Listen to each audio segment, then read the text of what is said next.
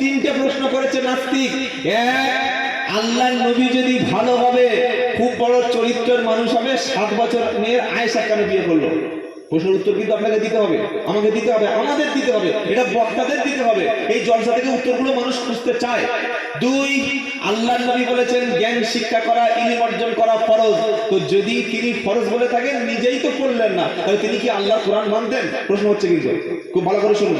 এই প্রশ্নগুলো জলসায় করলে যে কোনো মানে বক্তার সঙ্গে সঙ্গে হাওয়া টাইট হয়ে যেতে পারে। নাম্বার 3, আল্লাহর নবী সাল্লাল্লাহু তাআলা আলাইহি ওয়াসাল্লাম সে একজন জঙ্গি ছিল, বলুন নাউজুবিল্লাহ। এটা কে বলছে?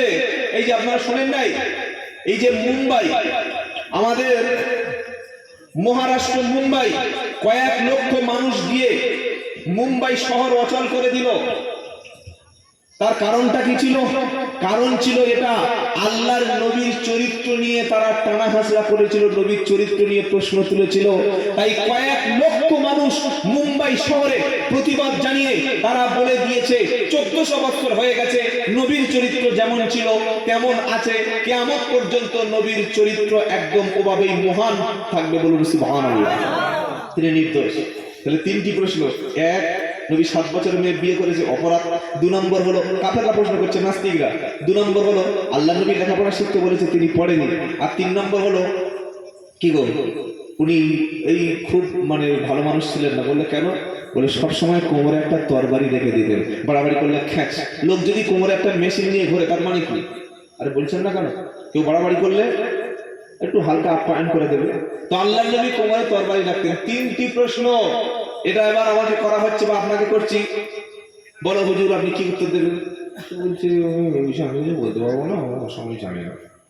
শুনে রাখবেন খুব ভালো করে, সারা জীবন নবী দিবস শুনেছেন। আমি সবাইকে শ্রদ্ধা জানিয়ে বলছি, আমাদের নবী দিবসে আলোচনাগুলো খুব কম হয়। কি আলোচনা হয়?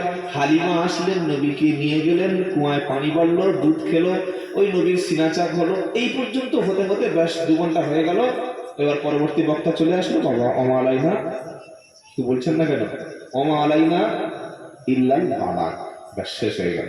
আবার এই যে হুজুর বলে গেলেন ওমা আলাইনা ইল্লাল বালাগ, এটার মানে কি জানেন? এটা সূরা ইয়াসিনে আছে, ওমা আলাইনা ইল্লা বালাগুল মুবিন। হুজুর যে বলে গেলেন ওমা আলাইনা ইল্লাল বালাগ, এটার মানে যদি জানতেন, চোখ আপনার বড় বড় হয়ে যেত। বলে গেল কি? বললে হুজুর মানে কি? আলেম বলে গেল, বক্তা বলে গেল, যেটা আমার কাছে ছিল ওটা তোমার কাছে পৌঁছে দিলাম। আল্লাহ যেটা আমার কাছে দিয়েছিল সেটা আমি তোমার কাছে পৌঁছে দিলাম, আমি প্রচার করে দিলাম। মানলে তোমার লাভ, না মানলে তুমি ফেসে যাবে।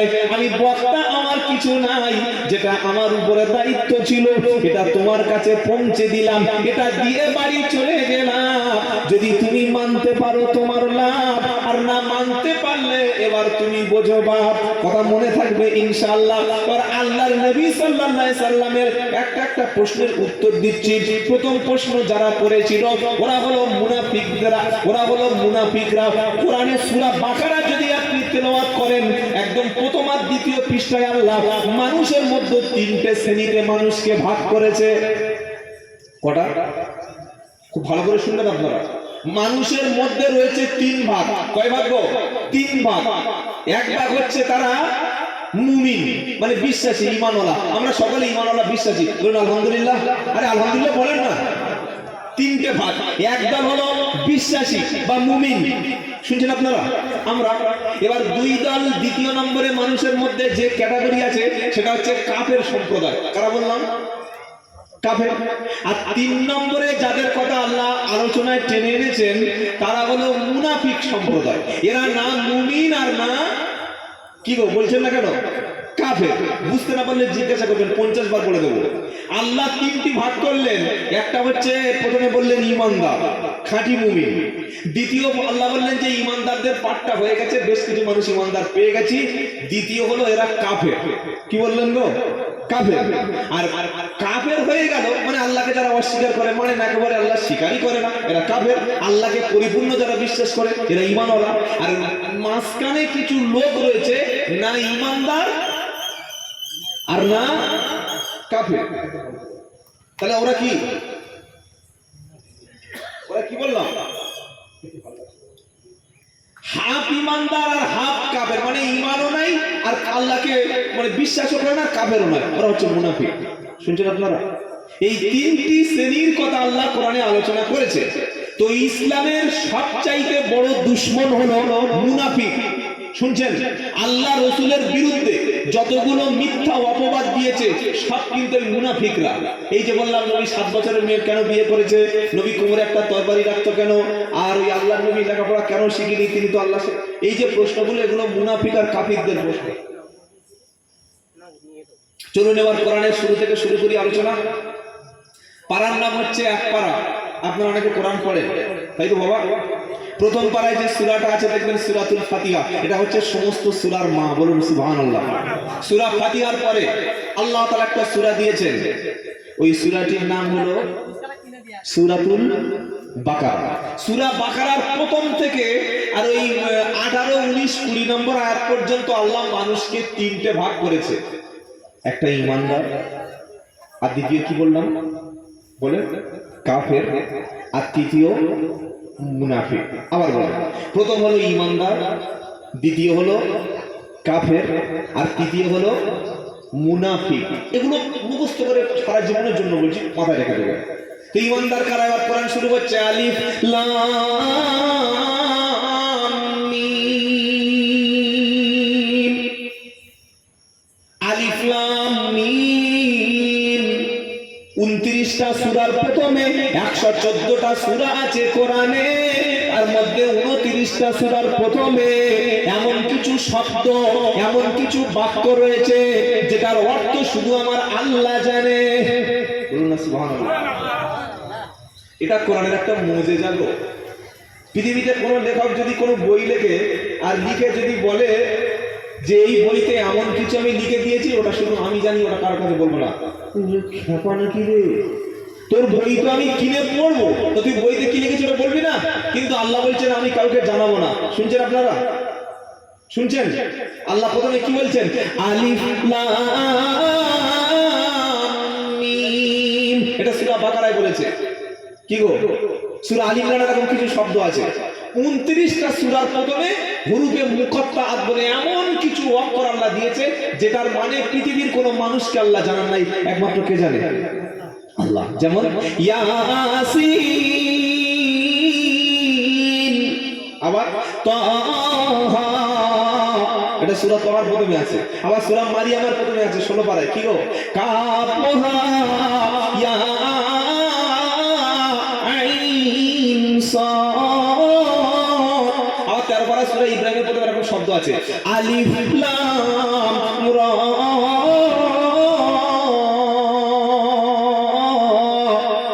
কটা সূরা বললাম? 29টা সূরার প্রথমে এরকম সূরা, মানে কিছু বাক্য আছে। এবার আল্লাহ প্রথমে মানুষদেরকে তিনটি ভাগ করলেন, একটা ঈমানদারের ক্যাটাগরি, একটা কাফেরের ক্যাটাগরি, আর তারপরে মুনাফিকদের ক্যাটাগরি। এবার ঈমানদারদের ক্যাটাগরিটা শুনেন। আল্লাহ আবার বলছেন যালিকাল কিতাবু লা রাইবা ফীহি। ওই সেই কিতাব, কোন কিতাব? যেটার নাম হলো কোরআন। যে কোরআনের মধ্যে কোনো ভুল নাই, যে কোরআনের মধ্যে কোনো সন্দেহ নাই। হুদাল লিল মুত্তাকিন, এটা মুত্তাকিদের জন্য হেদায়েত। আপনি কি মনে করছেন ওই কোরআন শুনে তারপর দিন সব লোক নামাজি হয়ে যাবে? কি গো? কোরআন শুনে তারপর দিন সব লোক একদম দাড়ি টুপি দেখে হজে গিয়ে হ্যাঁ আল্লাহ হয়ে চলে আসবে? অত সহজ নয়। আল্লাহ বলছে কোরআন শুনে বেশ কিছু লোক ঈমান আনবে, আবার বেশ কিছু লোক গোমরাহী হবে। কি গো? পারা নাম্বার 1 সূরার নাম বাকারা। ইন্নাল্লাহা লা ইয়াস্তাহি আইয়াদরিবা মাসালাম মা বাউদাতান ফামা ফাওকাহা فَالَّذِينَ آمَنُوا فَيَعْلَمُونَ أَنَّهُ الْحَقُّ مِنْ رَبِّهِمْ وَأَمَّا الَّذِينَ كَفَرُوا فَيَقُولُونَ مَاذَا أَرَادَ اللَّهُ بِهَذَا। এবার আসল কথাটা আল্লাহ বলছে শোনো, ইউদিল্লু বিহি কাসীরা।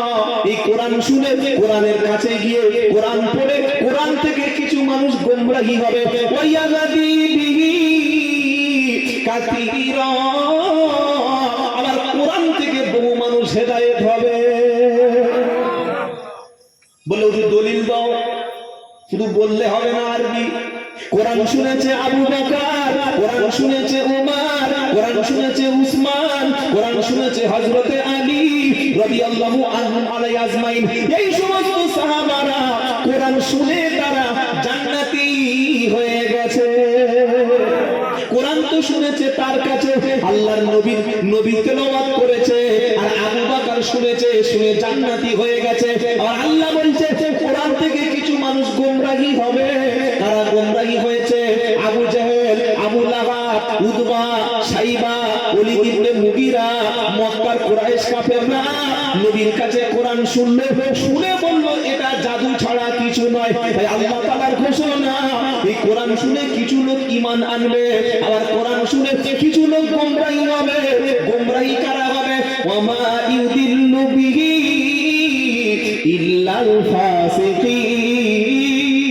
যারা ফাসিক পাপিষ্ঠ ব্যক্তি যারা সত্যকে মানতে চায় না যারা কোরআন শুনে তারা গোমরাহি হবে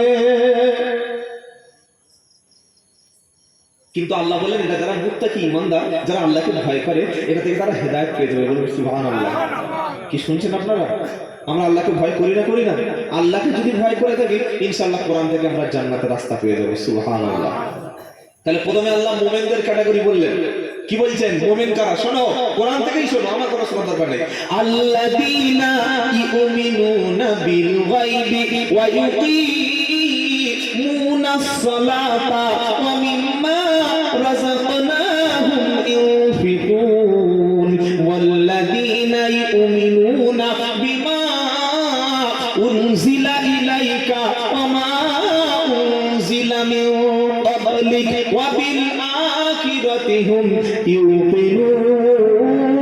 ইউকিনুন এবার পৃষ্ঠার উপরে চলে যাচ্ছে এখানে আল্লাহ কি বলছেন মুমিনদের পাঁচটা গুণ বলেছে কটা বলেন আর বলছেন না কেন পাঁচটা প্রথম কি আল্লাযীনা ইউমিনুনা বিল গায়ব তারা গায়বের উপরে ঈমান আনে আল্লাহকে না দেখে বিশ্বাস করে রাসূলকে না দেখে বিশ্বাস করে আল্লাহর ফেরেশতাদেরকে বিশ্বাস না দেখে বিশ্বাস করে আখিরাতকে না দেখে বিশ্বাস করে জাহান্নামকে না দেখে বিশ্বাস করে জান্নাতকে না দেখে বিশ্বাস করে আল্লাহকে না দেখে বিশ্বাস করা হলো আমাদের ঈমান জোরে বলুন সুবহানাল্লাহ বললে হুজুর আল্লাহকে না দেখে বিশ্বাস করেছি এবার ঈমানদারের জন্য দ্বিতীয় কোয়ালিটি কি আল্লাহ বললেন না দেখে যখন বিশ্বাস করেছো ওই আল্লাহর কথাটা তুমি না দেখে মেনে নাও সেটা হলো ওয়ায়ুকিমুনাস সালাত আল্লাহকে না দেখে বিশ্বাস করেছো জান্নাত জাহান্নাম না দেখে বিশ্বাস করেছো দুই নম্বর হলো আল্লাহর খুশির জন্য সন্তুষ্টির জন্য ঈমানদার ও নামাজ কায়েমকারী হয়ে যায় না দেখে বিশ্বাস করি এটা বলে নিয়েছি আল্লাহ বলছে ঠিক আছে তোমার নামাজটা পড়ো কি গো শুনছেন আপনারা জান্নাতের আশায় জাহান্নামের ভয় ওগুলো তোমরা তো দেখোনি খালি বিশ্বাস করেছো আমি আল্লাহ বলছি আমার নামাজ পড়ো বান্দা বলে আল্লাহ পড়েছি আল্লাহ বলছে আবার তিন নম্বর কাজটা করো কি ওয়া মিম্মা রাযাকনাহুম ইউনফিকুন আমি আল্লাহ তোমাদের যে সম্পদ দিয়েছি আমি আল্লাহ তোমাদের যে অর্থ দিয়েছি তার থেকে তোমরা দান করো খরচ করো আল্লাহর রাস্তায় তিনটি কাজ এক হচ্ছে না দেখে ঈমান দুই নম্বর কি ভাই আমাদের এই মজলিসের মধ্যে যদি কোনো আলেম ওলামা থাকে হাজী সাহেব থাকে আমি বলবো আপনারা উপরে চলে আসুন আমি তো সবাইকে চিনি না যদি কোনো আলেম ওলামা হাফেজ সাহেব হাজী সাহেব মসজিদের ইমাম মুয়াজ্জিন থাকেন প্লিজ আমি বারবার হয়তো বলতেছি আপনারা উপরে চলে আসুন যারা আছেন আলেম ওলামা একটু তাকবীর দেন দেখি নারায়ে তাকবীর আপনারা মৌখালীর মানুষ আওয়াজ এত কমে গেলে কি হবে আরে শওকত মোল্লা রাখার লোক তো কেউ বলছেন না কেন নারায়ে তাকবীর নারায়ে তাকবীর বাৎসরিক বিশ্ব নবী দিবস বাৎসরিক বিশ্ব নবী দিবস নারায়ে তাকবীর দুটো বলেছি গো এক না দেখে বিশ্বাস দুই আল্লাহর উপরে ওই পাঁচ ওয়াক্ত নামাজ ফরজ নামাজ কায়েম করা আর তিন নম্বর কি আল্লাহ যে অর্থ দিয়েছে সম্পদ দিয়েছে টাকা দিয়েছে সেটা দিন দুঃখী এতিম মিসকিন দরিদ্র নিজের আব্বা মা আত্মীয় স্বজন সবার পিছনে খরচ করা বলুন সুবহানাল্লাহ আর সবচাইতে উত্তম খরচ কি জানেন? নিজের ভাই, নিজের বোন, নিজের চাচা, নিজের চাচি, নিজের আত্মীয় স্বজন এদেরকে দান করা বা এদেরকে বকশিস দেওয়া বা হাদিয়া দেওয়া বা গিফট করা, এটাই হলো সবচাইতে উত্তম দান। সুবহানাল্লাহ। নিজের ভাইকে দান করাতে, হ্যাঁ, নিজের বোনকে, হ্যাঁ, নিজের চাচা চাচি আত্মীয় স্বজন এদেরকে দিলে দুটো লাভ। এক হচ্ছে আপনি ওই আপনার আত্মীয়তার সম্পর্কটা আরো মজবুত হলো। কি গো, আপনার চাচা বাজার করতে যাচ্ছে, ও চাচা দাঁড়াও, বলে কি, বলে কি আনতে যাচ্ছে? কি যাবো বাবা, 200 টাকা হাতে আছে, নিয়ে বাজারে চা খায়। তো বললে ঠিক আছে আমি 500 টাকা দিচ্ছি, তুমি বাজার করে নিও। বলে না না লাগবে না, আমি দিতে পারবো না। আরে তোমার ভাগ দিচ্ছি না, এটা খুশি করে দিচ্ছি। কি গো, গুনাহ হবে? আত্মীয় সম্পর্কটা আরো বেড়ে গেল। আর 2 নম্বর, নিজের আত্মীয়কে দিলে ওটা দানের ডবল সওয়াব হয়ে গেল। বলুন সুবহানাল্লাহ। ওই জন্য আল্লাহ যখন কোরআনে বলেছে দান করো, প্রচুর জায়গায়, যদি আমার সেটা বিষয় নয়, আল্লাহ যখন বলেছে তোমরা দান করো, তখন বলেছে নিকট আত্মীয় দান করো। সুবহানাল্লাহ বলবেন না? বলে একটা দুটো বলুন। পারা নাম্বার 2 সূরার নাম বাকারা, একদম 215 নম্বর আয়াত। সাহাবারা প্রশ্ন করছেন, হুজুর আপনি তো আল্লাহর কোরআনে প্রথমে বললেন যে ইমানদাররা খরচ করে, তো কার পিছনে খরচ করবে? এবার আল্লাহ বলছে শোনো, ইয়াসআলুনাকা মাযা ইউনফিকুন কুল মা আনফাকতুম মিন খায়রিন ফালিল ওয়ালিদাইনি ওয়াল আকরাবিন। আল্লাহর নবীকে প্রশ্ন করা হলো, আল্লাহর নবী আপনি বলুন, আমার বান্দা যখন, উম্মত যখন ব্যয় করবে, তারা কোন রাস্তায় খরচ করবে, কোন কোন পথে তারা খরচ করবে, মাদ্রাসা মসজিদ খানকা কাকে তারা দান করবে? আল্লাহ পাক বলছে শোনো, আগে মসজিদে প্রথম ডাব দিও না, আগে প্রথমে তুমি গাছের ফলটা মাদ্রাসায় নয়, আগে তোমার পুকুরের মাছটা কোনো ইমাম সাহেবকে নয়। আল্লাহ কোরআন শোনাচ্ছে, কুল মা আনফাকতুম মিন খায়রিন ফালিল ওয়ালিদাইন। আগে তোমার আব্বা আম্মার পিছনে তুমি খরচ করবে। বলুন সুবহানাল্লাহ। দ্বিতীয় নম্বরে ওয়াল আকরাবিন, তোমার নিকট আত্মীয়কে তুমি দান করবে, খরচ করবে। এবার আল্লাহ মুসা নবীর উম্মত যারা ছিল বনি ইসরাইল, ওদের কাছ থেকে বলছে শোনো, তোমাদের কাছ থেকে কিছু ওয়াদা নিচ্ছি। কি গো, প্রতিশ্রুতি। কি প্রতিশ্রুতি?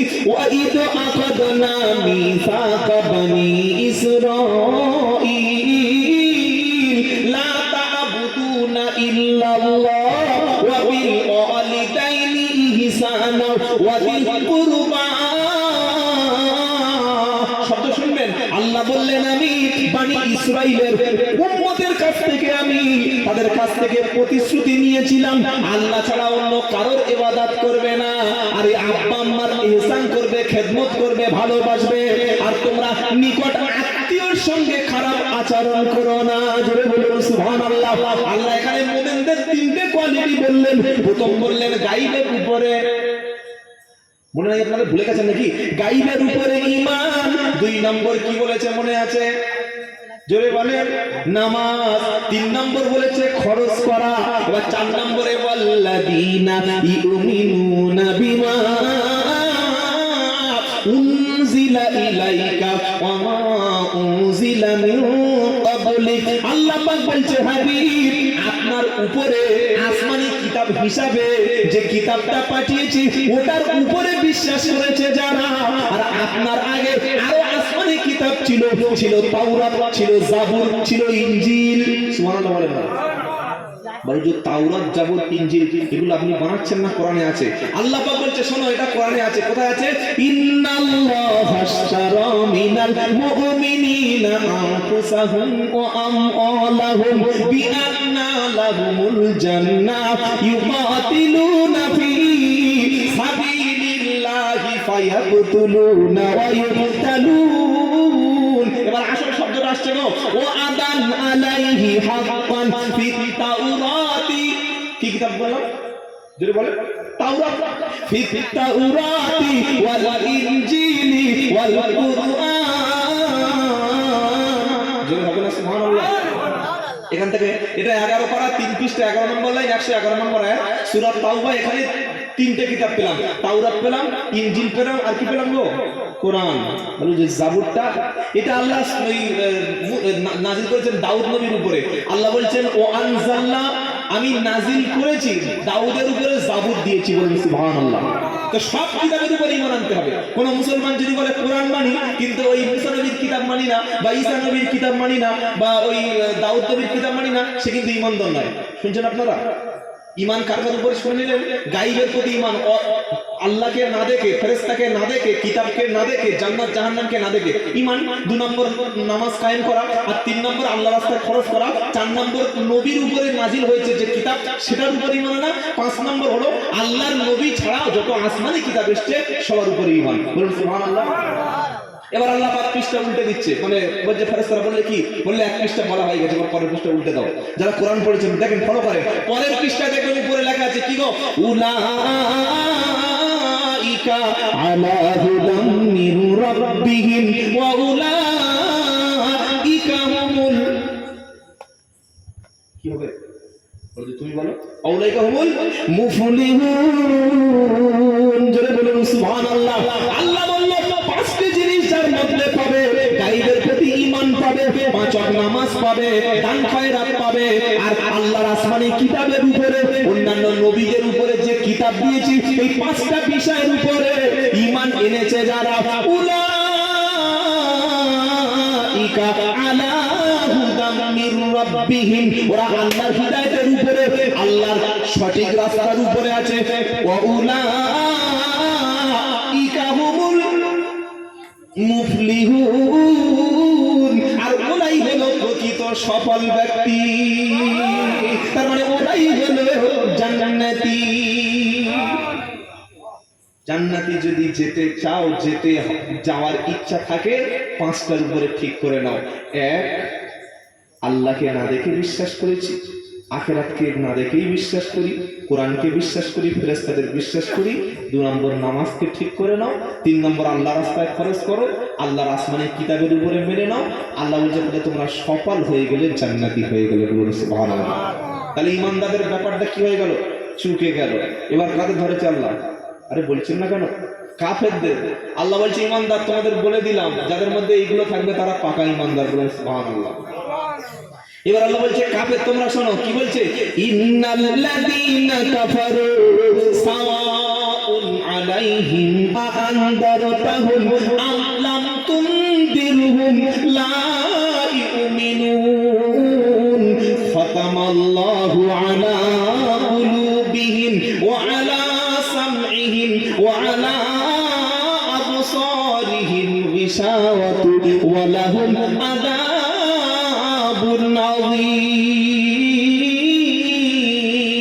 ঈমানদারদের একটা বিশাল একটা লিস্ট দিয়েছেন, শুনলেন আপনারা কত বড় কাজ।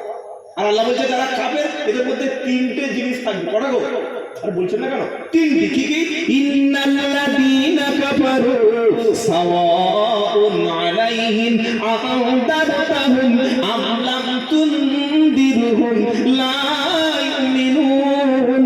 আল্লাহ বলছে নবী, এই কাফের যারা, আল্লাহকে অস্বীকার করে যারা, ওদের কাছে ওয়াজ নসিহত করা না করা সমান, ওদের কাছে জান্নাত জাহান্নামের ভয় দেখানো সমান। ওরা কখনো ঈমান, কি আশ্চর্য কথা, মানে আপনি বুঝতে পারছেন কত বড় কথা আল্লাহ বলছে। আল্লাহ বলছেন তুমি কার কাছে ওয়াজ করবে, কাকে ভয় দেখাবে, কাকে জান্নাতের কথা বলছো, কাকে জাহান্নামের কথা বলছো। ওই কাফের যারা, ওদের কাছে বলা না বলা, ভয় দেখানো আর না দেখানো কি বলছেন না কেন সমান। ও জীবনে শুনবে না। যদি শুনতো তাহলে আবু জাহেল তো মুসলমান হতো। কি গো শুনছেন আপনারা? নবীর নিজের চাচা আবু লাহাব সে তো মুসলমান হতো, আবু তালেব সেও তো হতো, উতবা, সাইবা, ওলীদ ইবনে মুগীরা এরা তো হতো। হয়নি? নবী সাল্লাল্লাহু আলাইহি ওয়াসাল্লামের মতো একজন বিশ্ব নেতা, বিশ্ব নেতার মহা মানুষ, তিনি ওয়াজ করছেন না, তিনি তো কোরআন থেকে ওয়াজ করছেন। কি গো নবী কি বাংলা কথা বলছেন নাকি? না, কোরআন থেকে ওয়াজ করছে, আল্লাহর নবী ওয়াজ করছেন, নবীর কাছে ওয়াজ শুনছে, শুনেও তাদের মনে ভয় আসেনি। কেন আসেনি? আল্লাহ বলছে ওদের কাছে ওয়াজ করা বেকার, ওদের ভয় করা, ভয় দেখানো বেকার, ওদের কাছে সাবধান করা না করা দুটোই সমান। কারণ ওরা হচ্ছে কাফের। এখন কাফের হলো কেন? এটা আল্লাহ বলছে। কি বলছে? খতামাল্লাহু আলা কুলুবিহিম ওয়া আলা সামইহিম ওয়া আলা আবসারিহিম গিশাওয়াতু ওয়া লাহুম আযাবুন আযীম। 3টি কারণে ওরা হেদায়েত থেকে দূরে সরে গেছে, 3টি কারণে রাসূল চিনতে পারে নাই, 3টি কারণে আল্লাহকে চিনতে পারে নাই। কি কারণ? প্রথম কারণ হলো খতামাল্লাহু আলা কুলুবিহিম, ওদের যে কলব রয়েছে, ওদের যে দিল রয়েছে, দিলটা মরে গেছে, দিলের উপরে পর্দা পড়ে গেছে, দিলের উপরে নোংরা জমে গেছে, দিলের উপরে শয়তান বাসা বেঁধে দিয়েছে, দিলের উপরে একদম মোহর মেরে দিয়েছে। নবীর কথা তাদের দিলে বসে না, ওরা হেদায়েত হবে কি গো? এই জন্য যদি আমরা হেদায়েত পেতে চাই, জান্নাতের রাস্তা ধরতে চাই, সঠিক রাস্তা পেতে চাই, আমার দিলটা, আমার বুকটা, আমার সিনাটা, আমার কলটা প্রথমে বড় হৃদয় করতে হবে, আমার অন্তরটা প্রথমে ব্রড মাইন্ডেড করতে হবে, আমার দিলটা উদার হতে হবে। সেজন্য মুসা নবী ফেরাউনের কাছে যাওয়ার আগে দোয়া চেয়েছিল, কি মনে আছে? রব্বি শিরহ লি সাদরি ওয়া ইয়াসসির লি আমরি ওয়াহলুল উকদাতাম মিন লিসানি ইয়াফকাহু কওলি। এটা 16 পারা 12 পৃষ্ঠা, একদম 13 নম্বর লাইন সূরা তাহার মধ্যে আল্লাহ পাক বলছে, মুসা নবী বললেন, রব্বানা, আমি ফেরাউনের কাছে যাব, কিন্তু বুকের মধ্যে প্রচন্ড ভয় লাগছে। রব্বি শিরহ লি সাদরি, আল্লাহ আমার সিনাটাকে, বুকটাকে তুমি প্রশস্ত করে দাও। যেরকম সুবহানাল্লাহ। তো আমরা যদি জান্নাতে যেতে চাই, আমরা যদি হেদায়েত পেতে চাই, যদি ঈমান নিয়ে কবরে যেতে চাই, আবু জাহেলের মতো, আবু লাহাবের মতো, মক্কার কাফের কুরাইশদের মতো ছোট মন নিয়ে চললে হবে না। শুনছেন আপনারা? বড় মন নিয়ে শুনতে হবে। এই আলেমটা এই কথাটা বলেছে, কোরআন সুন্নাহ থেকে বলেছে, নবীর জীবনী থেকে বলেছে। আমার মধ্যে যদি সেই ভুলটা থাকে, আমার মধ্যে যদি সেই গলতটা থাকে, যদি আমি এই কাজের কেজো হয়ে থাকি, তওবা করে আজকে ছেড়ে দেব, তবে হেদায়েত পাবেন। সুবহানাল্লাহ। আল্লাহ ওদের দিলে এই মোহর মারা হয়ে গেছে। তারপরে কি গো? ও আলা সামইহিম, ওদের কানে রয়েছে পর্দা। আচ্ছা, কানে হেডফোন আছে, আর পিছন থেকে বলছে, বাবা শুনতে পাবে, বলছেন গো? ওদের কানের মধ্যে তো পর্দা মেরে দিয়েছে। আল্লাহ কাফেরদের কানে এমন পর্দা মেরে দিয়েছে, আযান হলে যায় না, ওয়াজ নসিহত হলে যায় না, ওলামারা ডাকলে শোনে না, যদি ইমাম সাহেব হাত ধরে আমার সময় নেই, এই কথাগুলো বলে যারা ওদের মানে ইসলামের কথা, কোরআনের কথা, দ্বীন ইসলামের কথা, আল্লাহ রাসূলের কথাগুলি যখন কেউ বলে, এই কথাগুলো কানের মধ্যে পৌঁছানোর মতো যাদের ক্ষমতা নেই, ওরা হেদায়েত হবে না। শুনছেন আপনারা? আর 3 নম্বর, ও আলা আবসারিহিম গিশাওয়া, ওদের চোখে রয়েছে পর্দা। আচ্ছা, 3টে জিনিস যদি কারো না থাকে, সে মন দিয়ে কোনো কিছু, যারা দেখবেন কালা, আমাদের সমাজে কালা আছে না নেই বাবা? কালারা কিন্তু কথা বলতে পারে না, বাবা পারে এক। আর 2 নম্বর, তারা শুনতেই পায় না, মুখে বলতে পারে না, কানে শুনতে পারে না, চোখে কিন্তু তারা দেখতে পারে। কি গো, শুনছেন আপনারা?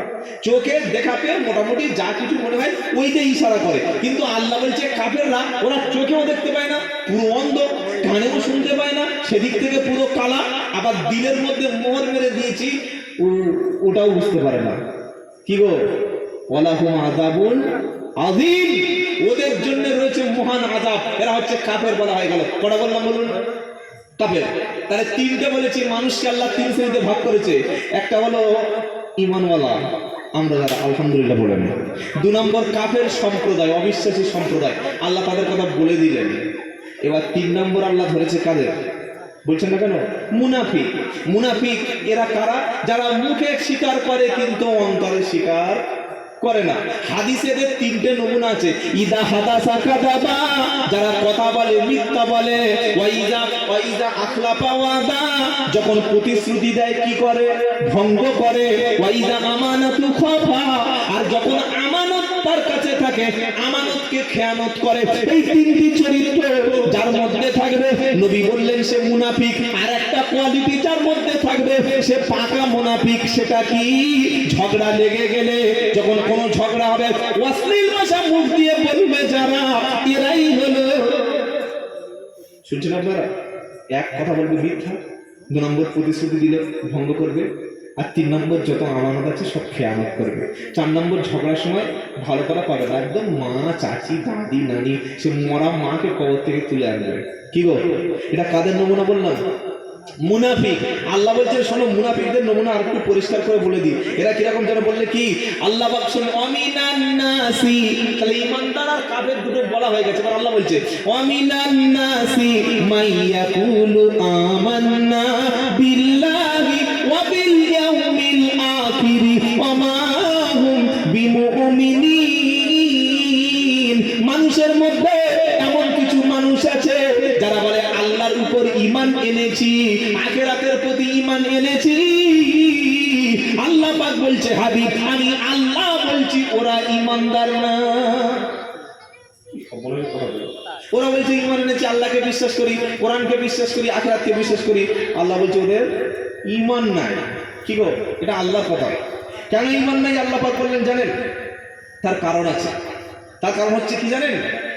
তার কারণ ওরা যখন মুমিনদের সাথে আসে, ওয়া ইদা লাকুল্লাযীনা আমানু ক্বালু আমান্না, ঈমানদারদের মজলিসে, ঈমানদারদের মহল্লায়, মুসলিম মহল্লায় ঈমানদারদের মজলিসে আসলে বলে ভাই তোদের দলের লোক, চিন্তা করিস না, আমরা তো তোদের সাথেই আছি। কি গো, এরকম কোয়ালিটি মুসলমান আছে গো। ঈমানদারদের মজলিসে মহল্লায় আসলে বলে ভাই তোদের সাথে আছি। আবার যখন ওই ইসলামের দুশমনদের কাছে যায় তখন কি বলে? ক্বালু ইন্না মাকুম ইন্নামা নাহনু মুস্তাহজিউন, তখন বলে ভাই আমরা তোদের সাথে আছি, আমরা ওই মোল্লা মৌলভী কটা টুপিওয়ালা দাঁড়িয়ে ওদের সাথে থাকতে যাবো কেন? ওদের সাথে মজা কি করছিলাম। কি ভাই শুনছেন আপনারা? আল্লাহ যেন ধরে ধরে বলছে, মানে এ দলে আছে ও দলে আছে, সব দলের সুবিধাবাদী। এরা কি গো বলছেন না কেন? এরা হলো মুনাফিক। এদের যখন বলা হয় ওয়াইদা কিলা লাহুম আমানু কামা আমানান নাস, তাদের যখন বলা হয় তোমরা ঈমান আনো, একবার এ দলে একবার ও দলে, কেন তোমরা এমন করছো? তোমরা আল্লাহর উপর ঈমান আনো। তখন তারা বলে ক্বালু আনুমিনু কামা আমানাস সুফাহা, তখন তারা বলে ওই নির্বোধ লোকদের মতো কি ঈমান আনবো? যারা ঈমান এনেছে ওদেরকে বলে কি? জোরে বলো, নির্বোধ। ওদেরকে নির্বোধ বলে। এরাই হলো প্রকৃত মুনাফিক। আল্লাহ বলছে মুনাফিকদের শাস্তিটা কি তোমরা জানো? ইন্নাল মুনাফিকিনা ফিদ দারকিল আসফালি মিনান নার, 5 নম্বর পারা 20 নম্বর পৃষ্ঠা, একদম 12 নম্বর লাইন সূরার নাম নিসা। আল্লাহ পাক বলছে মুনাফিকদের শাস্তি কাফেরদের চাইতে আরো ভয়ঙ্কর হবে, কাফেরদের চাইতে আরো তলদেশে জাহান্নামে ওদেরকে জ্বালানো হবে। কারণ কাফেররা ডাইরেক্ট ইসলামের দুশমনি করে, যারা আল্লাহর শত্রু, দ্বীনের শত্রু, এরা খোলাখুলি ইসলামের দুশমনি করে। আর মুনাফিকরা টুপির মাথায় দিয়ে কলেমা পড়ে মুসলমানদের সঙ্গে বেঈমানি করে। শাস্তি কার হবে? কি শুনছেন আপনারা? কাফেররা ডাইরেক্ট শত্রুতা করে, আর মুনাফিকরা কি করে গো? আমাদের সাথে আছে, তোমাদের সাথে আছে, কিন্তু ভিতরে ভিতরে দুশমনি।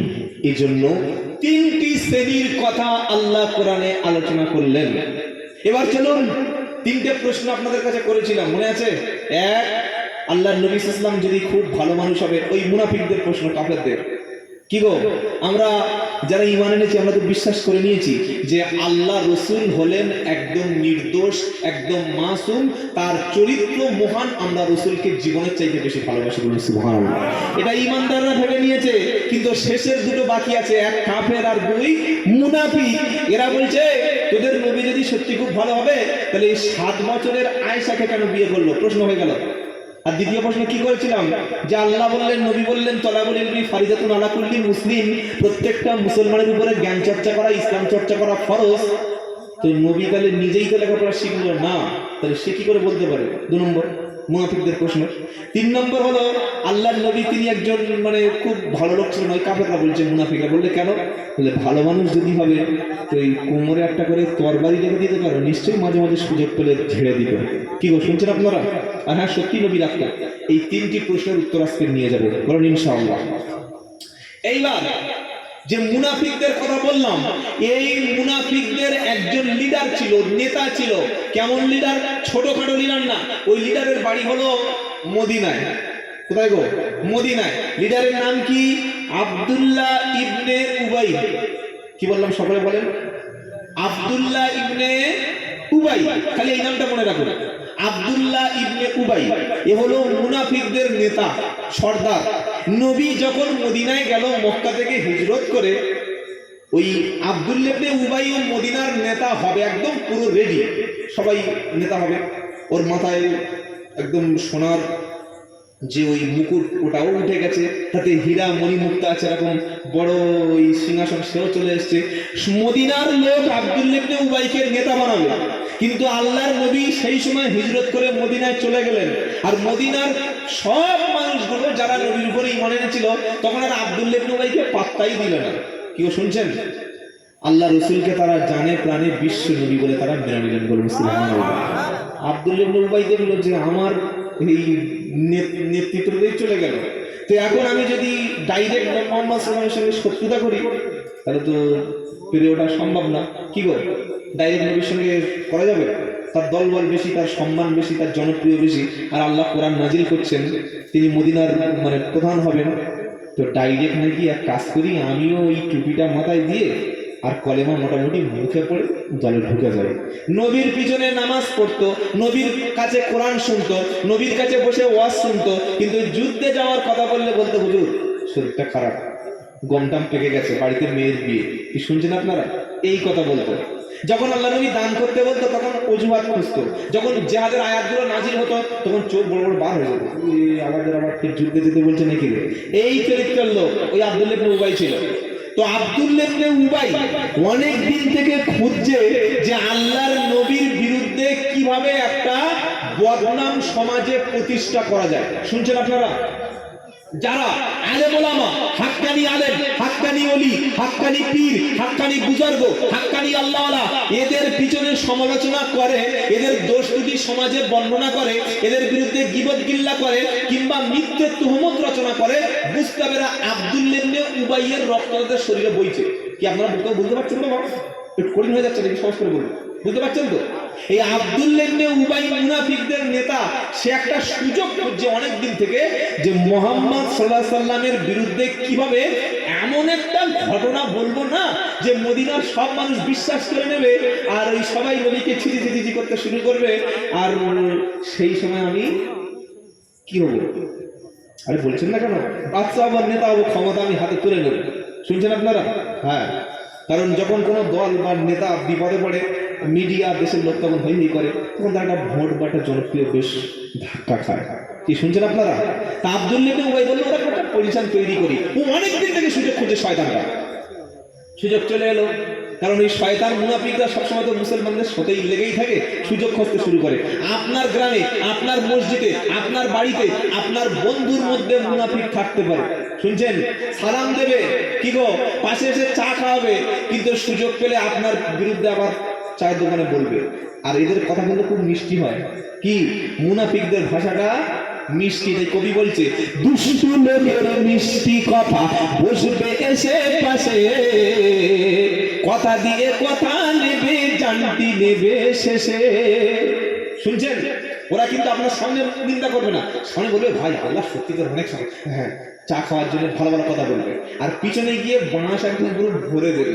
তাই কবি বলছে দুষ্টু লোকের মিষ্টি কথা বসবে এসে পাশে, কথা দিয়ে কথা নেবে, জানটি নেবে শেষে।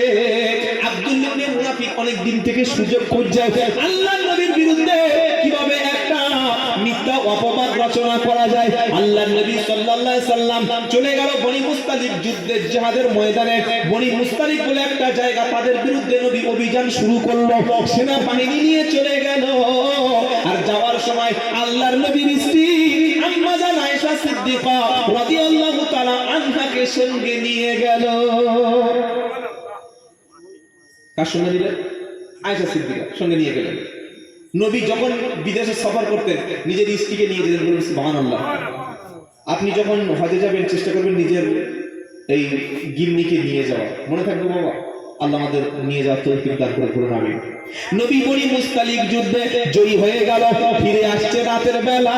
আল্লাহর নবী সাহাবাদের বললেন, ও সাহাবারা, এত রাত্রে বেলা মদিনায় ফেরা যাবে না, আজকে রাতটা এই জায়গায় তোমরা তাঁবু তৈরি করো, ছোট্ট ছোট্ট বাঁশগুলো কাঠগুলো পুঁতে শিবির তৈরি করো। আগামীকাল সকাল যখন হবে আমরা সবাই মিলে মদিনার দিকে ফিরে যাব। ভোর যখন হয়ে গেল আল্লাহর নবী সাল্লাল্লাহু আলাইহি ওয়াসাল্লাম বললেন, হে আমার সাহাবারা, তোমরা তৈরি হয়ে যাও, আমরা সকলে মদিনায় ফিরে যাব। নবীর সেনাবাহিনী, নবীর সাথী সঙ্গী সকলে চলে যাচ্ছে। এবার কোথায়? মদিনার দিকে চলে গেল। আর আয়েশা সিদ্দিকার বয়স কম, তার শরীরে একদম হালকা চেহারা আয়েশা। তিনি যখন বিদেশে যেতেন, আল্লাহর নবীর সাথে যেতেন, তিনি কোনো জায়গায় খোলামেলা যেতেন না। যখন তিনি বাইরে যেতেন, উটের পিঠে কাপড় দিয়ে ঘিরে কাঠের একটা হাওদা তৈরি করে ওর মধ্যে বসে যেতেন। কেউ বুঝতে পারতো না আল্লাহর নবী স্ত্রী আম্মা জান এর মধ্যে যাচ্ছে। বলুন সুবহানাল্লাহ। তুমি নিজেকে মুসলমান বলো, আমি নিজেকে মুসলমান বলি। আমার বাড়ির মেয়েটা, আমার বাড়ির বোনটা, আমার বাড়ির গিন্নিটা যখন বাড়ির বাইরে বার হয়, তখন যুবকদের চোখ বারবার চোখের দ্বারায় ধর্ষণ হয়, চোখের দ্বারায় ধর্ষণ হয়, মন দিয়ে ধর্ষণ হয়। কি শুনছেন আপনারা? মুসলমান তো সে যার বাড়ির মেয়েটা, যার বাড়ির বোনটা, যার বাড়ির স্ত্রীটা ও শ্বশুর বাড়ি যাবে, ভাড়াবাই বাড়ি যাবে, আত্মীয় স্বজনের বাড়ি যাবে, তোমার মেয়েটা খোলামালা চুল বার করে বুকের কাপড় অংশগুলো সরিয়ে, পিঠের কাপড়টা সরিয়ে, বোরকা ছাড়া, হিজাব ছাড়া রাস্তায় বার হয়েছে, আর তুমি সামনে দাঁড়িয়ে দিয়ে কলেমা জিকির করতে হাতে তাসবিহ ইল্লাল্লাহ ইল্লাল্লাহ ইল্লাল্লাহ ইল্লাল্লাহ আল্লাহ আল্লাহ আল্লাহ আল্লাহ হচ্ছে। কত বড় খাবার দেখছিস? আরে শুনছেন আপনারা? জিকির করছে, আল্লাহ স্মরণ করছে, আর ও দায়ী হয়ে ঘুরছে। আল্লাহ তার নবীকে ডেকে ডেকে কি বলছে? ইয়া আইয়ুহান নাবিয়্যু কুল লি আজওয়াজিকা ওয়া বানাতিকা ওয়া নিসাইল মুমিনিন ইদুনিনা আলাইহিন্না মিন জালাবিবিহিন্না যালিকা আদনা আইয়ুরাফনা ফালা ইউদাইন। ও নবী, হে আমার প্রিয় নবী, ইয়া আইয়ুহান নবী, হে আমার প্রিয় নবী, কুল বলো, লি আজওয়াজিকা তোমার স্ত্রীদেরকে বলো, ওয়া বানাতিকা ওয়া নিসাইল মুমিনিন তোমার মহিলাদেরকে বলো, কন্যাদেরকে বলো, আর মুমিন নারীদেরকে বলো। তিনজনকে আল্লাহ বললেন, নবী বললেন তোমার স্ত্রীদেরকে বলো, তোমার মেয়েদেরকে বলো, আর বিশ্বের সমস্ত মুমিন নারীদেরকে বলো। কি বলে দাও? আল্লাহ বললেন যে কুল্লিল মুমিনিনা, আল্লাহ বললেন ইয়া আইয়ুহান নবী কুল্লি আজওয়াজিকা ওয়া বানাতিকা ওয়া নিসাইল মুমিনিন। আল্লাহ বলছেন বলো কি? জালাবিবিহিন্না তোমরা তোমাদের মাথার কাপড়টা, ওড়নাটা দিয়ে তোমাদের গলাটা, তোমাদের মাথাটা, তোমাদের চেহারাটা তোমরা ঢেকে নাও। বলুন সুবহানাল্লাহ। আল্লাহ নবীকে বলছে, হাবিব বললে কি? বলে তুমি যখন স্ত্রীদেরকে বার করবে, মুমিন মেয়েরা যখন তারা বাইরে যাবে, তাদের ওড়না কাপড় দিয়ে একদম এরকম সেম আল্লাহ এরকম রাসূলকে জিবরাইলকে বলছেন যেন বলো যে কাপড়ের সামনের অংশ দিয়ে যেন ঢেকে নেয়। বলুন সুবহানাল্লাহ। তো নবী বললেন আচ্ছা ঠিক আছে। আল্লাহ বলছেন ঢাকলে কি লাভ জানো? বললে কি?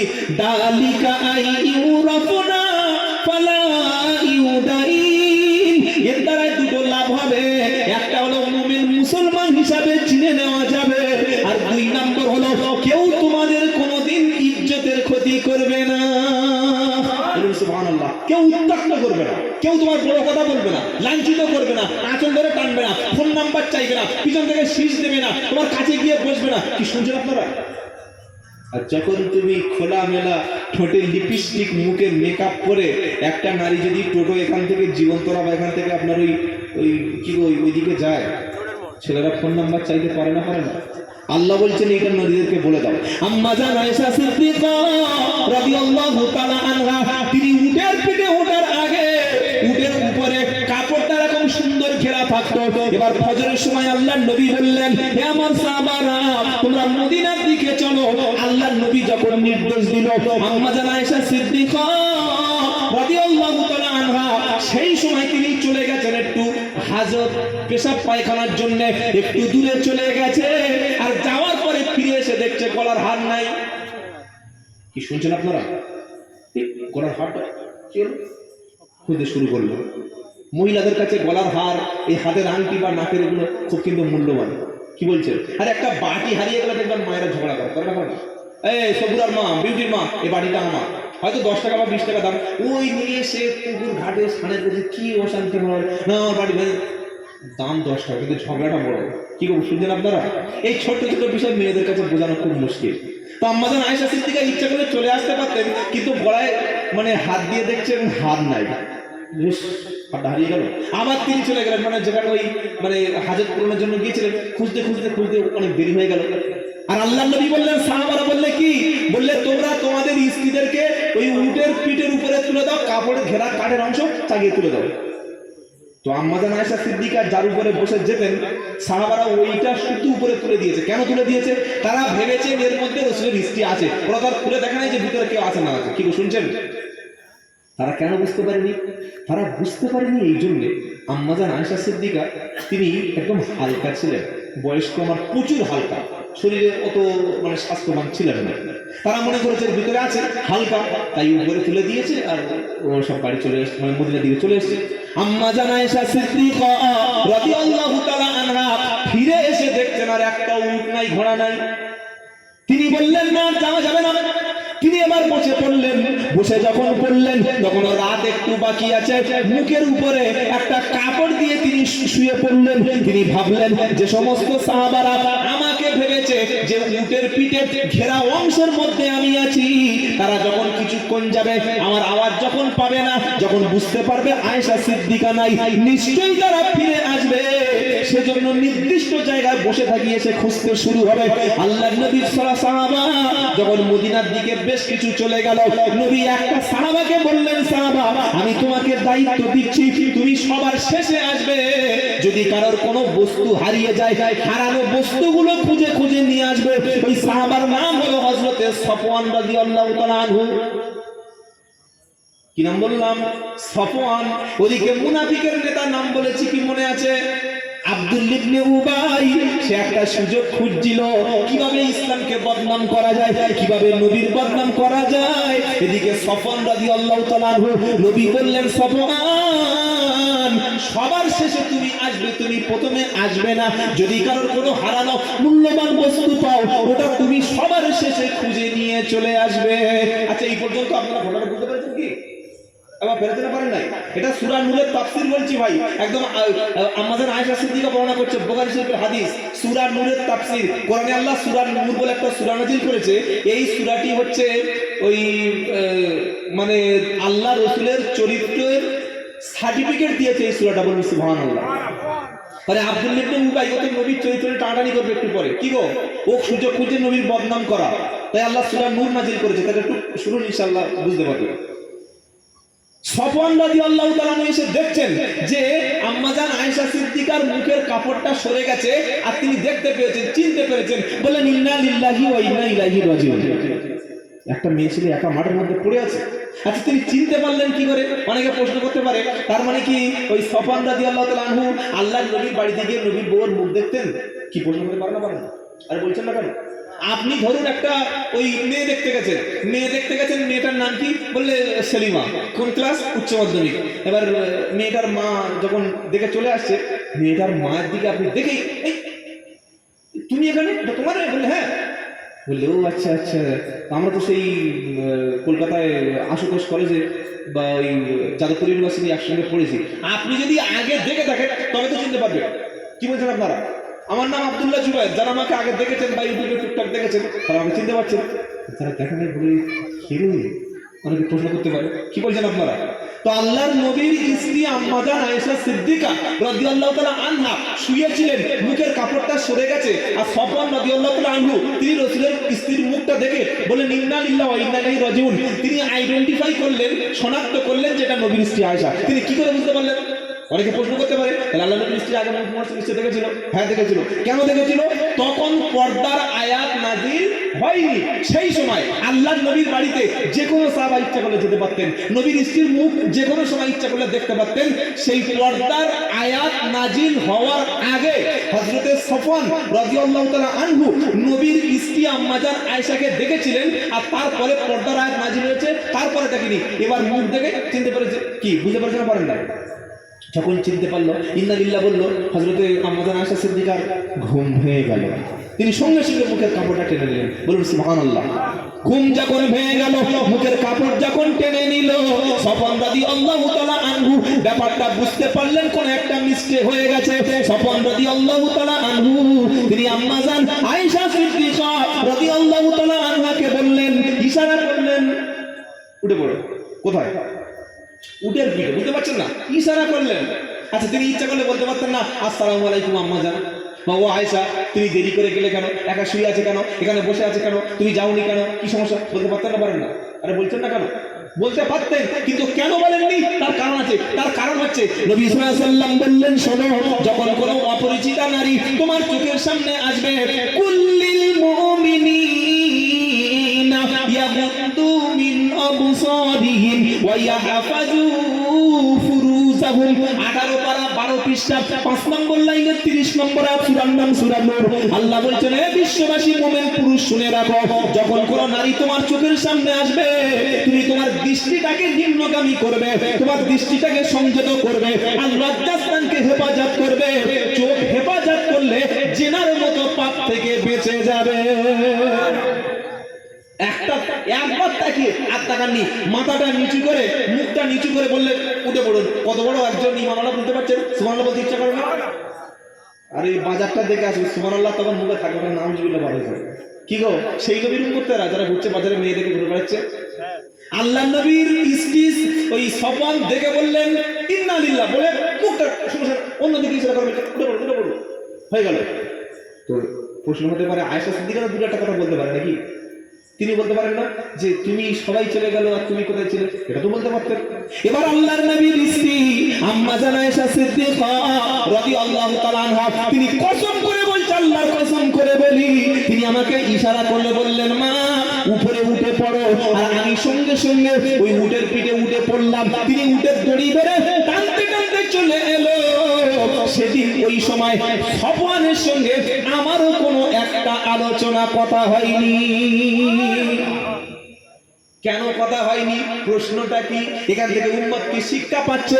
কেন কথা পাইনি, কথা কেন বলেনি, কেন তার সঙ্গে কোনো সংলাপ করেনি, সেটাও খুঁজতে হলে কোরআনে যেতে হবে। একদম 22 নম্বর পারা 3 নম্বর লাইনে প্রথম পৃষ্ঠাতে আল্লাহ মুমিনদের বলছে, ইনিত্তাকাইতুন্না ফালা তাখদানা বিল কওলি ফায়াতমা আল্লাযী ফি কলবিহি মারাদ ওয়া কুল্লা কওলাম মারুফা।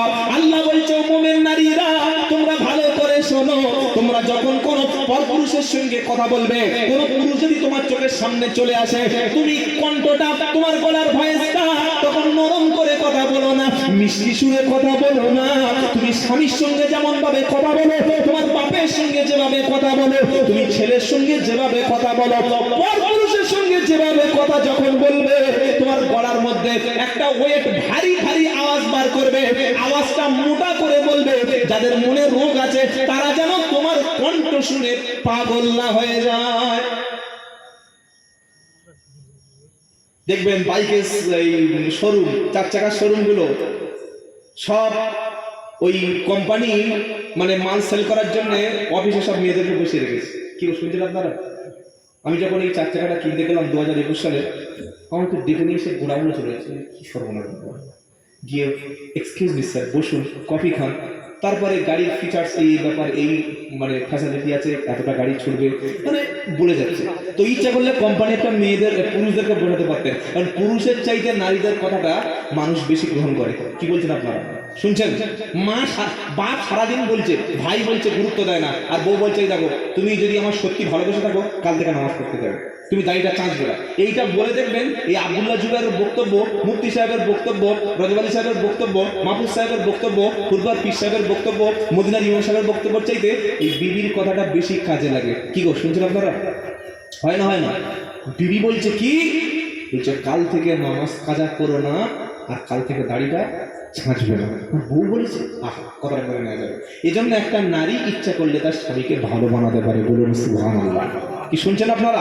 আল্লাহ বলছেন, ও নারী, তোমরা যখন পরপুরুষের সঙ্গে কথা বলবে, সামনাসামনি হোক আর ফোনে কথা হোক, তোমাদের কণ্ঠটা মিষ্টি করে বলো না। কিন্তু আমাদের মেয়েরা কি করে? সম্পূর্ণ 100 ডিগ্রি 80 ডিগ্রি উল্টো। ওরা যখন স্বামীর সাথে কথা বলে, এমন করে কথা বলবে যেন হাইকোর্টের জজ।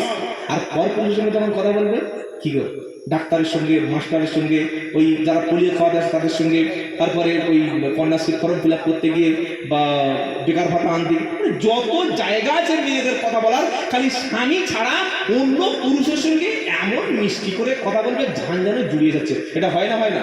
কিন্তু আল্লাহ বলছে না, যে পুরুষের মনের মধ্যে রোগ আছে, নারীর কণ্ঠ শুনে যে ফোন কাটতে চায় না, মেয়ে ছেলের গলা শুনে যে বারবার রং নাম্বারে ফোন করে, ওই রকম পুরুষের খপ্পরে পড়ে গেলে তোমার তো জান হালকা করে দেবে। কি গো, এজন্য আল্লাহ বলছে নারী তোমার কণ্ঠটা পরপুরুষের সঙ্গে মোটা করে কথা বলো। ফোন করে, হ্যালো সবাই বাড়ি আছে না, কোথায় গেছে, জীবনতলা, কখন আসবে, রাত্রেবেলা, ঠিক আছে রাখুন, আসার কথা বলবে। এটা আল্লাহ বলছে বলো।